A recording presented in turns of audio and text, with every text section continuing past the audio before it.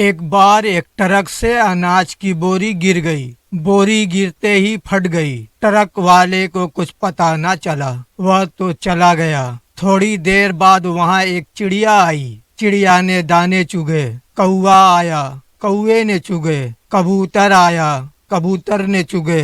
سب نے دانے دانے چگے اور چپ چاپ اپنی چونچ میں 4-5 دانے ڈالے اور اڑ گئے۔ پھر ایک انسان آیا، اس نے سب پرندوں کو بھگایا اور ساری بوری اٹھا کر اپنے ساتھ لے گیا۔ اب دیکھیے یہ پرندے کیا کر رہے تھے، وہ تو صرف موجودہ لمحے کی ضرورت کے مطابق لے رہے تھے، اور یہ انسان کل کی فکر میں ڈوبا ہوا تھا، جسے یہ بھی نہیں معلوم کہ کل ہوگا بھی یا نہیں۔ انسان آخر اتنا کیوں جمع کرتا ہے، میری سمجھ سے باہر ہے۔ بچپن سے پڑھتا آ رہا ہے، سنتا آ رہا ہے کہ کفن میں جیب نہیں ہوتی، پھر یہ سب دھن دولت کہاں لے کر جائے گا؟ تمہیں لگتا ہے کہ تمہارے بچوں کی روزی تمہاری محنت اور تمہارے حصے سے چلے گی؟ جس رب نے بغیر تم سے پوچھے ماں کے سینے میں دودھ کا بندوبست کر دیا، وہ ان کی رزق کی فکر بھی خود کرے گا۔ تم کون ہوتے ہو ان کی زندگی چلانے والے؟ بھائی،